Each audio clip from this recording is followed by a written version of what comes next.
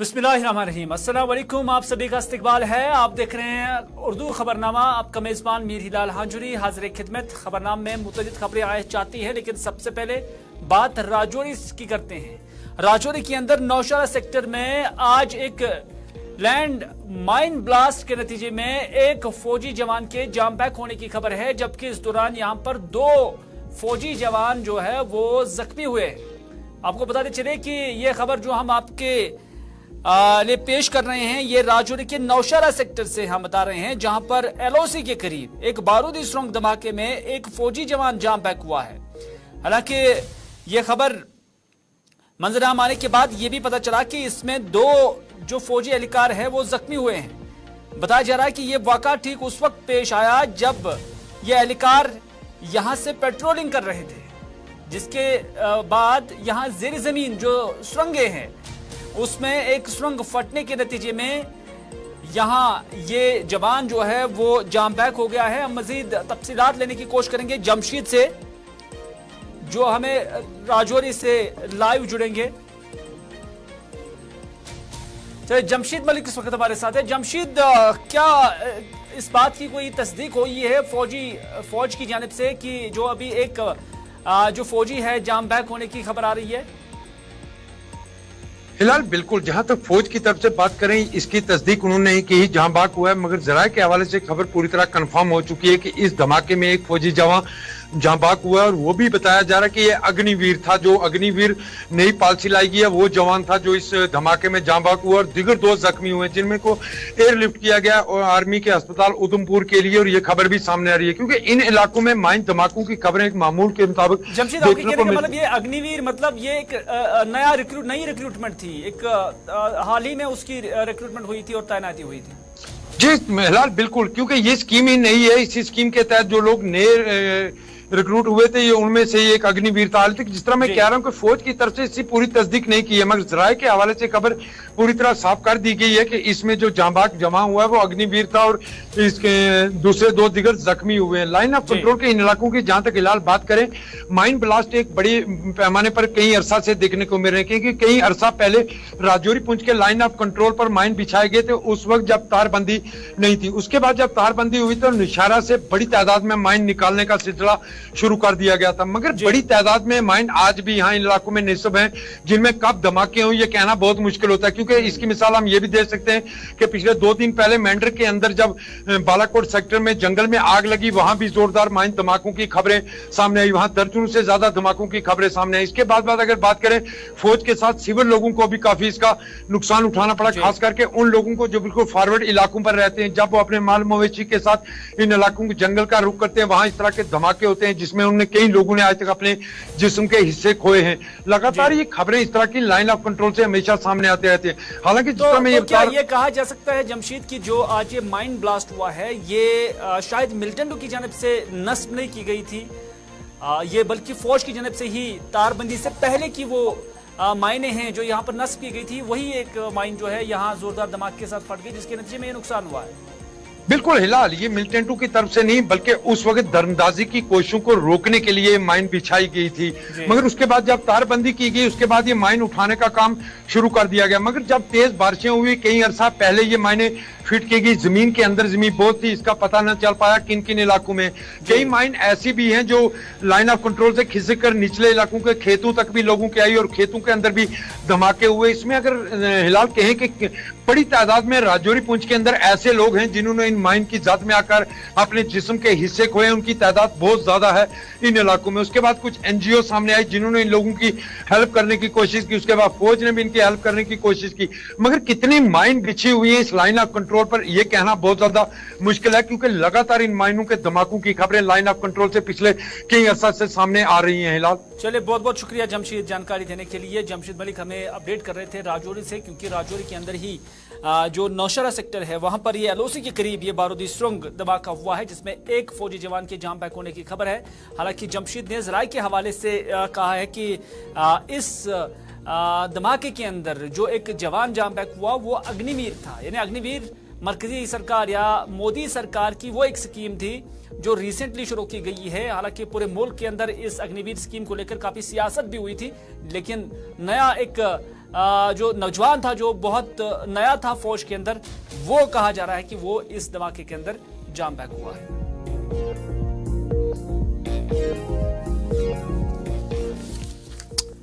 अगली खबर में बात करते हैं जम्मू की ही, क्योंकि जम्मू के अंदर आज भारतीय जनता पार्टी की एक अहम मीटिंग थी, कोर ग्रुप की मीटिंग थी ये कह सकते हैं, क्योंकि इसमें जम्मू से ताल्लुक रखने वाले जो जम्मू कश्मीर के बीजेपी लीडरान हैं, जो कोर ग्रुप के मेंबरान हैं, वो इसमें शामिल थे। और उसके अलावा मरकज से तरुण चुग आए हुए थे, सुनील शर्मा थे, इसमें सुनील सिब्बल थे और डॉक्टर जितेंद्र सिंह थे, आशीष सूद, ये सभी लीडरान आज इस मीटिंग के अंदर मौजूद थे। माना जा रहा है कि एजेंडा जो है वो साल 2024 के इंतखाबात यानी लोकसभा के इंतखाबात थे। शिल्पा शर्मा इस वक्त हमारे साथ मौजूद है, शिल्पा से भी जानने की कोशिश करेंगे। शिल्पा, आज ये मीटिंग, अहम मीटिंग जम्मू के अंदर भारतीय जनता पार्टी की मुनक्कद हुई थी, एजेंडा क्या था? क्या साल 2024 के इंतखाबात ही इसमें एजेंडे पर आज सर फहरिस्त था, या कि कुछ और डेवलपमेंट जो जम्मू कश्मीर के अंदर हो रही है उस हवाले से कोई गुफ्तशनीद हुई? देखिए, मैं आपको बता दूं कि मीटिंग बैठक जो है वो अभी भी जारी है। हालांकि कुछ समय पहले की बात करें तो जहां पर ये बताया गया था कि मीटिंग खत्म हो चुकी है, लेकिन जो सूत्र हमें बता रही है कि मीटिंग अभी भी जारी है और सुबह सवेरे लगभग 9-10 बजे के करीब इस बैठक को जो है वो शुरू किया गया और अभी भी मीटिंग जो है वो जारी है। जहां पर मैं आपको बताती चलूं कि जम्मू कश्मीर के प्रभारी तरुण चुग, महासचिव तरुण चुग इस बैठक में मौजूद है, डॉक्टर जितेंद्र सिंह इस बैठक में मौजूद है और सह प्रभारी आशीष सूद और अन्य नेता, वरिष्ठ नेता भी इस बैठक में मौजूद है, जहां पर रणनीति को तैयार किया जा रहा है कि किस प्रकार से जम्मू कश्मीर से लोकसभा सीटें जो है वो हासिल की जाए, चुनाव किस प्रकार से जीते जाए, किस प्रकार से जमीनी सत्ता जो है वो स्ट्रॉन्ग किया जाए। क्योंकि इस समय लगातार बैठकों का दौर जो है वो शुरू हो चुका है। आगामी चुनाव को लेकर विपक्ष दल हो या फिर भाजपा हो, तो लगातार बैठकें जो है वो इस समय देखने को मिल रही है। और वहीं पर हाल ही में कल की बात करें तो कल जिस तरीके से कॉन्फ्रेंस जो है वो गुजर बकरवाल की नेशनल कॉन्फ्रेंस पार्टी के द्वारा बुलाई गई और उमर अब्दुल्ला के द्वारा ये कहा गया कि भाजपा जो है वो राम मंदिर पर जो है वो वोट बैंक हासिल करने के लिए उद्घाटन करवा रही है, ये रणनीति जो है वो अपना रही है। फिलहाल मैं आपको बताती चलूं कि इस बैठक में जो अहम ये बैठक है, जो इसमें मुद्दा रहने वाला है वो ये है कि किस प्रकार से आम जनता यानी कि वोट जो है वो हासिल किए जाए, किस प्रकार से रणनीति को तैयार किया जाए, किस प्रकार से जो है वो अपना जमीनी सत्ता स्ट्रॉन्ग किया जाए। शिल्पा, जानना चाहेंगे जम्मू के अवाम का मूड क्या है? क्या वो इस बार रिलीजियस इश्यूज को, पॉलिटिकल इश्यूज को ज्यादा तरजीह देंगे या उसके बुनियाद पर वोट डालेंगे, या कि फिर जो डेवलपमेंट हुई है जम्मू कश्मीर के अंदर या विकास जिसे कह सकते हैं उसकी बुनियाद बनाकर वो अपना वोट करेंगे? क्योंकि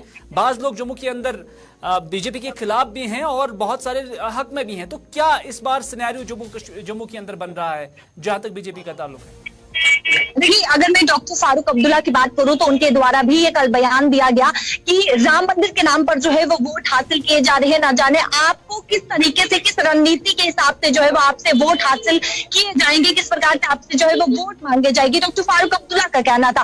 वहीं पर अगर आम जनता की मैं बात करूं तो हर वक्त हम आम जनता के बीच उतरते हैं और कहीं ना कहीं आम जनता, अगर 50% बात करें तो 50% आम जनता बीजेपी के साथ नजर आती है, लेकिन वही 50% आम जनता आती है जो कि ये कहती हुई नजर आती है कि बीजेपी ने जम्मू में डेवलपमेंट नहीं की है, बीजेपी ने जो कार्य करने चाहिए थे, जो आम जनता की सहूलियत के लिए कार्य करने चाहिए थे, वो आम जनता के लिए नहीं की है। तो कहीं ना कहीं 50% आम जनता नाराज भी बीजेपी से नजर आ रही है। बहुत बहुत शुक्रिया शिल्पा जानकारी देने के लिए। यानी जहां एक तबका जम्मू के अंदर बीजेपी के हक में है, वहीं पर एक बड़ा तबका वो भी कह रहा कि बीजेपी ने जो काम करने चाहिए थे वो नहीं हो रहे हैं। शिल्पा बता रही थी, जो ग्राउंड जीरो से हमें अपडेट कर रही थी बीजेपी की आज की इस मीटिंग के अंदर। हालांकि आपको याद ही होगा कि इससे पहले साल 2014 के जो चुनाव थे, जब जम्मू के अंदर लोकसभा नहीं बल्कि विधानसभा जिसे असेंबली इंतखाबात कहते हैं, तो उसमें जम्मू के अंदर बीजेपी ने स्वीप किया था और वहीं पर लोकसभा इलेक्शंस के अंदर जितनी भी सीटें जम्मू के अंदर थी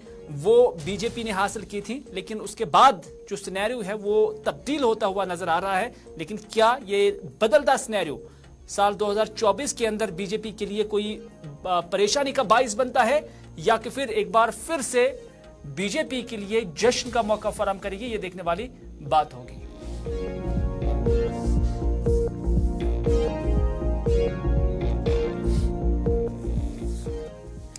अगली खबर भी जम्मू से ही है, क्योंकि जहां 26 जनवरी की तकरीब जम्मू कश्मीर के अंदर हो या 22 जनवरी की तकरीब जब राम मंदिर का इनॉग्रेशन होगा, तो उससे कबल ही जम्मू के अंदर पुलिस की जानब से आज जो होटलियर्स हैं या होटल स्टाफ जो है उनके साथ एक मीटिंग हुई है, एक दरबार कहीं ना कहीं कह सकते हैं, जिसमें पुलिस ने होटल मालिकान और होटल स्टाफ से ये बात वजहतन कही है कि अगर आपके होटल में कोई मशकूक बंदा आता है, कोई मुश्तबा इंसान आता है, तो उसी वक्त पुलिस को इत्तला दी जाए।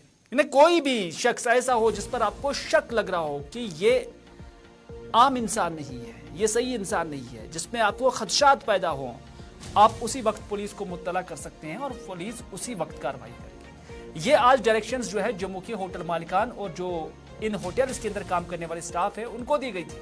इतना ही नहीं बल्कि होटलियर्स को और होटल स्टाफ को यह भी कहा गया है कि वो अपने होटल्स के अंदर सीसीटीवी को इंस्टॉल करे, यानी सीसीटीवी इंस्टॉल करना बहुत कंपल्सरी बताया गया है। इस मौके पर मकसद क्या था, पुलिस के अफसरान खुद बता रहे हैं। आज हमने नवाबाद एरिया में जो होटल्स हैं, लॉजेस हैं, उनके जो ओनर्स हैं, मैनेजर्स हैं, बाकी स्टाफ है, उनके साथ पब्लिक मीटिंग की। उनको अपील की कि अगर उनके होटल में कोई भी अगर सस्पेक्टेड एम्प्लॉई है या सस्पेक्टेड कोई व्यक्ति आता है रहने के लिए, अगर उनको उसके ऊपर शक होता है, जब कोई उनके होटल के आसपास कोई गाड़ी खड़ी है जो बड़े देर से है और कोई उसको ऑन नहीं कर रहा है, तो उसके बारे में तुरंत जो है जो नियरेस्ट हमारा पुलिस यूनिट है, चाहे चौकी है, थाना है, या हमारे कंट्रोल रूम को बताएं, उसके ऊपर जो भी एप्रोप्रिएट कार्रवाई बनती होगी वो हम जरूर करेंगे। आज इस मीटिंग में हमने जो होटल के मैनेजर्स और ओनर्स आए थे, उनको हमने यही अपील की है कि जिन्होंने कैमरा नहीं लगाया है काइंडली वो लगा ले, और जो कैमरा ऑलरेडी लगे हैं अगर वो फंक्शनल नहीं है तो उसको फंक्शनल कर ले। जनवरी के लिए हमारी जो है तैयारियां जो है वो पिछले 1 महीने से चल रही है। हमने जो सिक्योरिटी को जो है हमारे डिफरेंट नाकाज हैं उनको अलर्ट किया है और डिफरेंट लेयर्स की सिक्योरिटी रहेगी और जो भी रिक्वायर्ड है। इधर आज जम्मू कश्मीर नेशनल कॉन्फ्रेंस की जानब से बडगाम के अंदर एक तकरीब मुनक्कद हुई थी। ये एक एजाजी तकरीब थी जिसमें गुलाम नबी भट्ट और सैफुद्दीन भट्ट, जिनका ताल्लुक जिला बडगाम से है, उन्हें ओहदे दिए जाने के बाद उनकी एजाजी तकरीब थी उनके लिए। और इसमें जम्मू कश्मीर नेशनल कॉन्फ्रेंस के सूबाई सदर नासिर असलम वानी, सीनियर लीडर अली मोहम्मद डार और दीगर लीडरान भी यहां पर मौजूद थे। इस मौके पर जिला के अंदर पार्टी को मजबूत से मजबूत तर बनाने की जरूरत पर जोर दिया गया। वहीं पर जब नासिर असलम वानी ने यहां तकरीर की और तकरीर के बाद मीडिया नुमाइंदों से बात की, तो उसमें नासिर असलम वानी ने कहा कि नेशनल कॉन्फ्रेंस एक तहरीक है और नेशनल कॉन्फ्रेंस पर आज हमले नहीं हो रहे हैं, बल्कि 1931 से ये तंजीम मुखालफिन के लिए एक हदफ थी, एक टारगेट थी। ये नासिर असलम वानी कहते हैं। उन्होंने कहा कि नेशनल कॉन्फ्रेंस जल्द ही लोकसभा के लिए अपने उम्मीदवारों का ऐलान करेगी।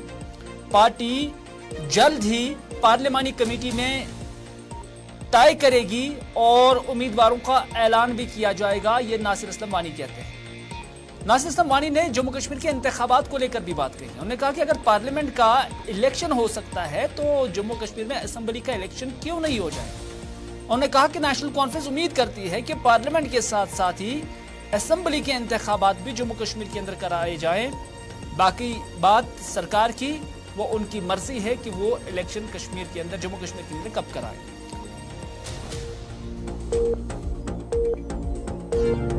नेशनल कॉन्फ्रेंस, जैसे मैंने अपनी तकरीर में भी कहा, इन सब का हमला नेशनल कॉन्फ्रेंस पे आज से नहीं, ये 1931 से लड़ा है। क्योंकि नेशनल कॉन्फ्रेंस कोई इक़्तिदार बनाने के लिए तंजीम नहीं बनी है। ये एक अवामी तहरीक शेर कश्मीर ने उस वक्त शुरू की थी, जिसका खालिसन मकसद ये था कि यहाँ की आवाम की खिदमत की जाए। आज भी कोई इलेक्शन की बात नहीं है, कोई वोट अभी डालना नहीं है, हमको अभी इलेक्शन शेड्यूल का पता नहीं, लेकिन अवामी राब्ता हमने कभी छोड़ा नहीं। और आज भी अगर हम यहाँ मिल रहे हैं तो हमने यही तनकीद की है लोगों को, अपने साथियों को, अपने ओहदेदारों को, कि आप आवाम से ज्यादा जुड़ के रहिए, उनकी मुश्किलात देखिए, वही हल करना हमारा फर्ज है। हम अपना काम करते रहेंगे, उनकी उन बातों पे तबसरा करने की कोई खास जरूरत नहीं है।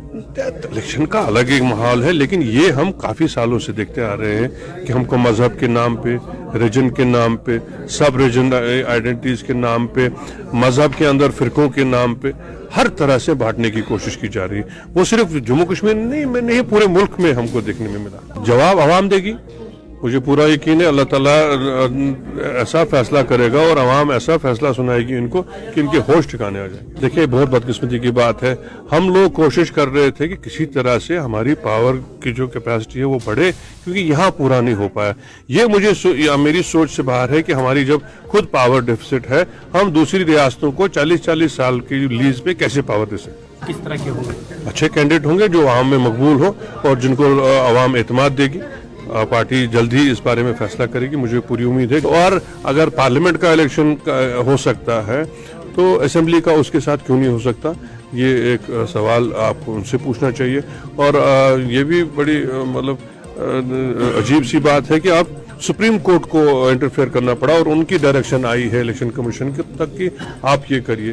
उन्होंने सितंबर तक टाइम दिया है। लेकिन बात ड्राइवरों की करते हैं, मिनी बस ड्राइवरों जो खासतौर पर अपनी गाड़ियां लाल चौक से सोरा तक चला रहे हैं। उन्होंने आज एक एहतजाजी मुजाहरा किया और अपने मुजाहरे के दौरान सोरा श्रीनगर में आज इन मिनी बस ड्राइवरों ने कहा कि स्मार्ट बस चलाने के बाद उनके काम पर काफी मनफी असर पड़ा है। उन्होंने कहा कि इस रूट पर यानी सोरा रूट पर सरकार की जानिब से 18 स्मार्ट बस चलाई जा रही है। उन्होंने कहा कि उससे जो यहाँ प्राइवेट मिनी बस चलाने वाले ड्राइवर साहिबान या मालिकान हैं, उनके काम पर काफी मनफी असर पड़ा है। उनका कहना है कि इस रूट पे पहले से ही जो बस सर्विस थी वो बहुत अच्छी थी, ये उनका कहना था। उन्होंने कहा कि वक्तन फौक्तन ARTO ने इसका जायजा भी लिया और मुतमईन भी हुए। यहाँ पहले से ही 250 के करीब गाड़ियां चल रही थी, तो फिर मजीद 18 गाड़ियां बढ़ाने की जरूरत क्या थी। उन्होंने कहा कि वो स्मार्ट बस चलाने के खिलाफ नहीं है, लेकिन जो तादाद यहाँ बसों की है, ये वाहिद रूट है कश्मीर का जहां 18 गाड़ियां चलाई जा रही हैं। ये ड्राइवर साहिबान का मानना था। ये सोरा है मेन चौक। आप प्रोटेस्ट कर रहे हैं? सर, हमने ये आरटीओ साहब ने हमारी गाड़ियों को रिप्लेसमेंट करवाया है, पुरानी गाड़ियों के। तो हमने अगर उनका ये प्लान था कि हमें ई बसें चलानी है तो हमें रिप्लेसमेंट नहीं करवाना था, क्योंकि किसी ने अपनी बेटी का जायदाद भेजा है, किसी ने अपनी बीवी का, तो फाइनेंस लिया है बैंक से। इस वक्त हम इंश्योर का पैसा नहीं जमा कर, टोकन का पैसा नहीं जमा कर सकते, क्योंकि जो इन्हें ये कदम उठाया ये अच्छा कदम है ई बसों के लिए। ये ठीक है, हमने बोल दिया आप मत उठाओ, चलने चाहिए गाड़ियां, मगर थोड़ी लिमिट में। इन्हें 18 गाड़ियां हमारे यहाँ पर छोड़ी, हमारे पे ऑलरेडी 250 गाड़ियां है। इससे पहले जो आरटीओ साहब है हमारे, वो यहाँ पर आए थे, उन्होंने अपने जो उनके एम्प्लॉय है उन्होंने हमारी सर्विस देखी थी, बहुत अप्रिशिएट किया था हमारे ऊपर कि आपकी सर्विस कैसे चल रही है। बराबर उनके लिए 15 दिनों के लिए वो यहाँ पर बैठे थे हमारे साथ। उन्होंने हमारे लिए एक ग्रुप भी बनाया था कि सर्विस आपकी कैसे चल रही है। वो उनको आरटीओ साहब को भी पता है, जो उनके साथ लतीफ साहब है, जो आगे उनके साथ और एम्प्लॉय थे वो यहाँ पे थे। उन्होंने देखी हमारी सर्विस कि हमने गाड़ियाँ नहीं लाई है। आप ये भी देखते 23 लाख 24 लाख की गाड़ी है, इस पे फाइनेंस है। अब ऐसे हालात हो गए कि हमारे घरों पे फाका कशी चल रही है। उनको सोचना था हमारे बारे में कि अगर हम ये कदम उठाएंगे कि इस रूट पे ऐसी कैपेसिटी है, अगर उन्हें 18 गाड़ियां डाले, हमने बोलते मत डाले, नहीं डालनी थी 2 या 4, क्योंकि इनका रोजगार भी चल सकता था। हम उनको बोलते हमारे साथ इंसाफ किया जाए, और हमारे साथ यही, हम तो कुछ जंग उठा नहीं सकते हैं कि अगर उनको इस रूट पे गाड़ी डालें, हम बोलते हैं 18 डालें, 18 में से वो 3 या 4 डालें कि वो भी चले, इससे पब्लिक को भी राहत मिलेगी, हम भी उधर शोपियां में आज मुतअद्दिद गांवों के लोगों ने एक साथ मिलकर एहतजाजी मुजाहरा किया, और ये मुजाहरा उन्होंने अवंतीपुरा से शोपियां तक जो मंसूबा है रेलवे ट्रैक का, उसके खिलाफ किया है। और इन लोगों का कहना है, जो अलग अलग गांवों से ताल्लुक रखते थे, उन्होंने कहा कि सैकड़ों कनाल अराजी इस प्लान के अंदर आ सकते हैं, और ये वो अराजी हैं जो मेवा बागात पर हैं। उन्होंने कहा कि इलाके के लोगों के लिए यही मेवा बागात रोजी रोटी का जरिया है। इस वजह से जो रंबियारा का ये प्लान है उससे मनसूख किया जाए। मकामी आबादी क्या कुछ कहती है, उन्हीं की जुबानी सुनते हैं। हम यहाँ जमा हुई है 5-8 गाँवों, लगभग 200-300 आदमी है। ये जो नया ये बनाया हुआ है ना, ये प्रोग्राम, ये रेलवे प्रोग्राम, इसमें कम से कम मेरे ख्याल में 2000 से ज़्यादा कनाल एकड़ ज़मीन आता है, जो कि यहाँ के लोगों की बर्बादी है, क्योंकि हमारा यही सोर्स है सब लोगों का। और अगर ये इसमें जाएगा, ये पैसे भी देंगे, लेकिन फिर भी हम भीख मांगने के लिए जाएंगे और अगर भीख भी मांगेंगे हम किसके मांगेंगे, जब हम सारे इकट्ठे भीख तैयार हो जाएंगे भीख मांगने के लिए। लेकिन हम इस तरह करते हैं डिस्ट्रिक्ट एडमिनिस्ट्रेशन से कि इसमें मुलाकात करे डीसी एडमिनिस्ट्रेशन, हमें बचाए, हार्टिकल्चर को बचाए। हार्टिकल्चर डिपार्टमेंट को पता है और सबको पता है कि ये जो शोपियान जो है ये हमेशा हाईलाइट हुआ है, यहाँ का फूड अच्छा है, इनको यही खराब कर रहे हैं मेरे ख्याल में। मदद मगर यह मदद कोर मूज गई बना हलमदर्ज लोन कोर बना तम कुल चोर क्या बर कम वालो लोन ना क्या कर तानस लगे कुछ अच्छा रोपी थी बगार कहें कह बगार कर तेल खाश सोद सलम कोत गो अयाल कोत गो बस बरस तल पेमुत वनकन जोर तुलस नमक पा अच्छा पता कुछ कहर कर लग तावनस वनकन बच मेव गज बचन मेवस पे वनकन दुनिया।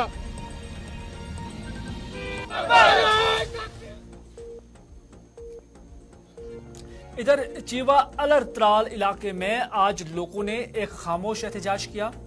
एहतजाज पर बैठे इन लोगों का कहना था कि चंद साल पहले महकमा दिही तरक्की ने इलाके से पशाड़ तक एक राब्ता सड़क तामीर की थी, जिसे इलाके को कॉलेज, ITI और हायर सेकेंडरी तक जाना आसान होता था।